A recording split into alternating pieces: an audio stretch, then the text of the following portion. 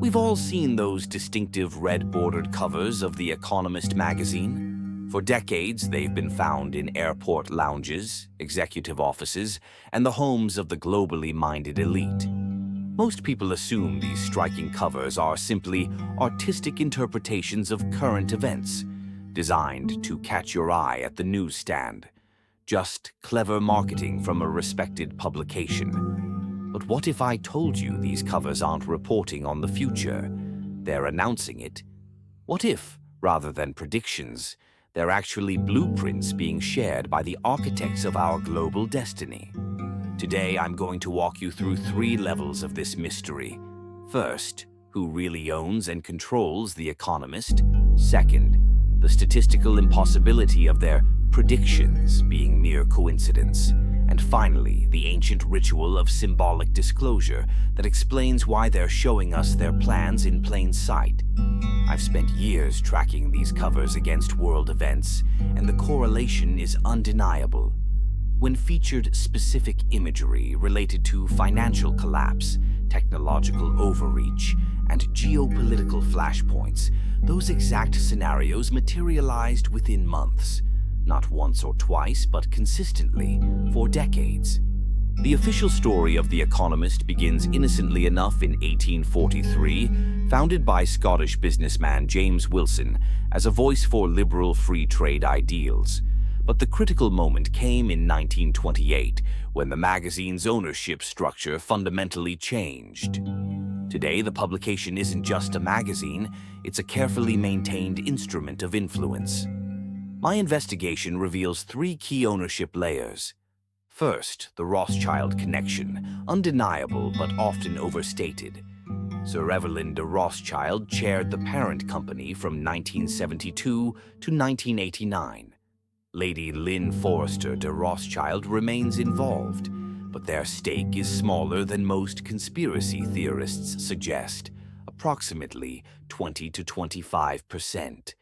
The second layer, and this is where it gets interesting, belongs to the Italian Agnelli dynasty, who now hold the controlling interest of approximately 43% through their holding company, Exor.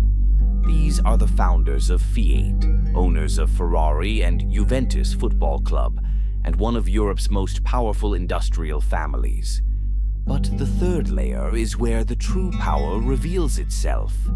The Economist Group's board. Let me give you some examples of who sits at this table.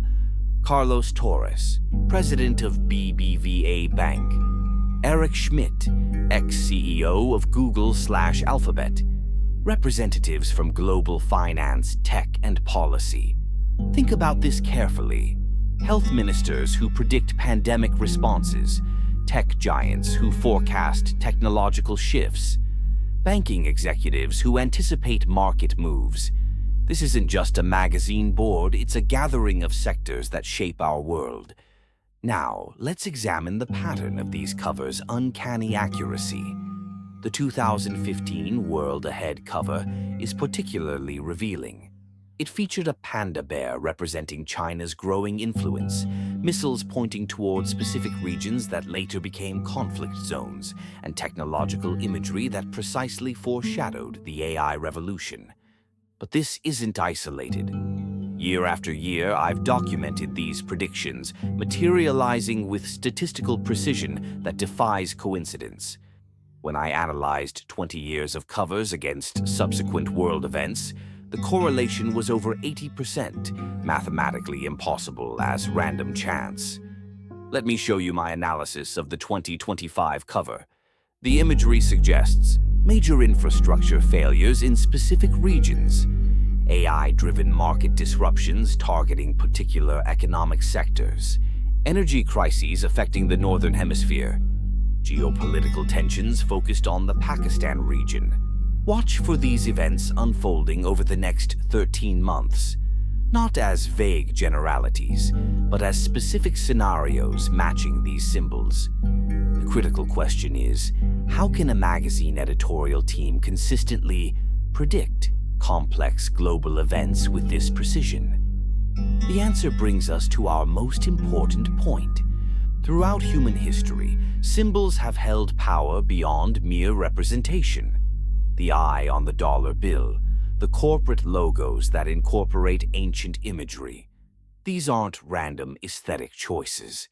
The families controlling The Economist, particularly the Agnellis and Rothschilds, have deep historical connections to organizations that understand this symbolic language. While the original Bavarian Illuminati officially disbanded, the principles and practices didn't simply vanish. They evolved. This brings us to what I call the ritual of consent through disclosure.